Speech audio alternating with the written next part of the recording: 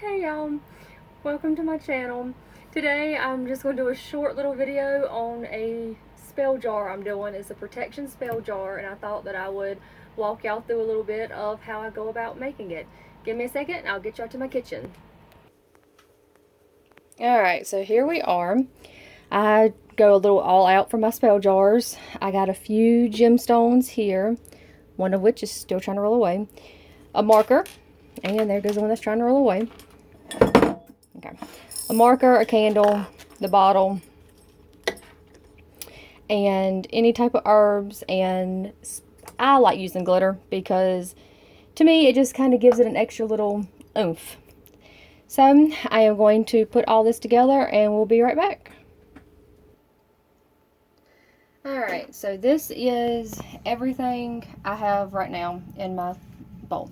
There's a lot of different ways you can do it. I personally like to go ahead and mix all my ingredients in the bowl first, and then you can proceed to call the elements or say any prayers or anything else that you like to do.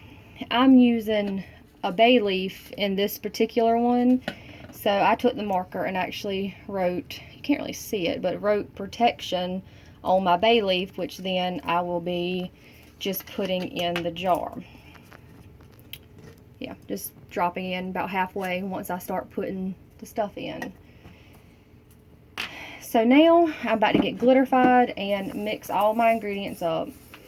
This does have black rice in it that I have made already.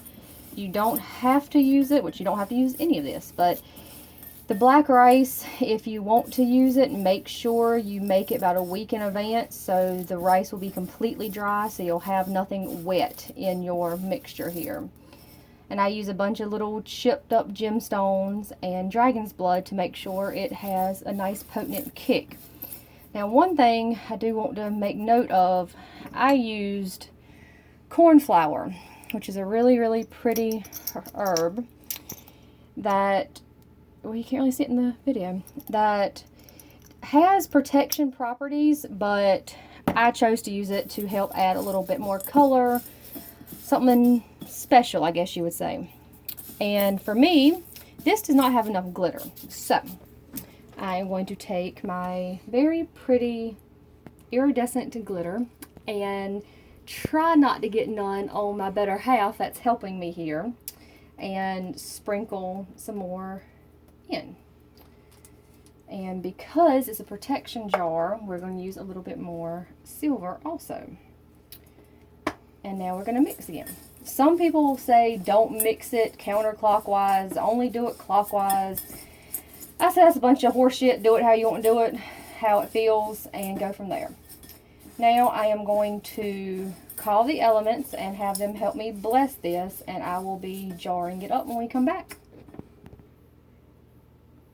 Alright, this is how I choose to bless most items.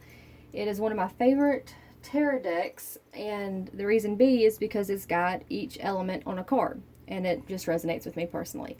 So I laid them out how I wanted to and called each one, and I'm going to set them aside for the moment.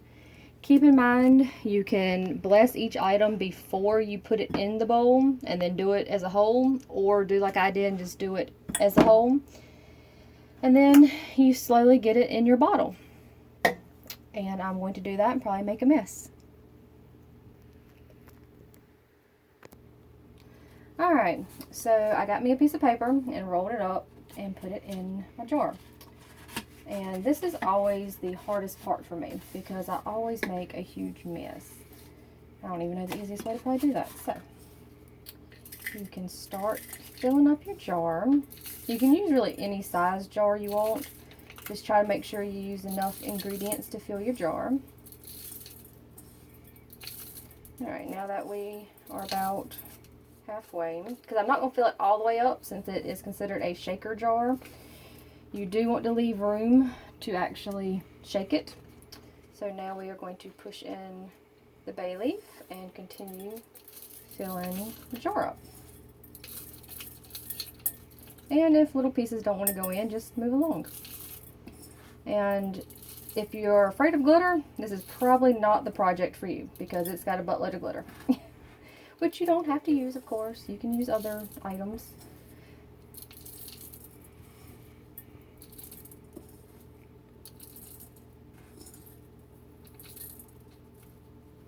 Alright, I think that's going to be about full enough. So now we're going to move that to the side. And I think I just put glitter all over my phone now. Lovely. And if I can find the lid to my bottle. And I like to seal most of my bottles with wax. But since this one don't have a cork, we are going to kind of country girl it a little bit.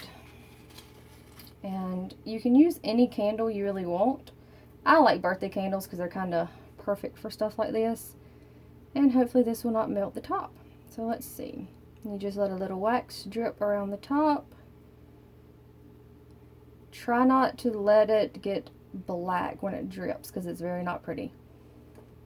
And then when you got enough, you just close the top. And make a wish. And it's really simple. You can then use more wax and drip around the edges if you want, or even drip it down the bottom.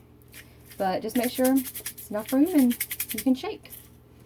Once you're done, you can sit it out for the full moon. You can put crystals around it. Really, anything your heart desires. Follow that inner voice and it won't lead you wrong.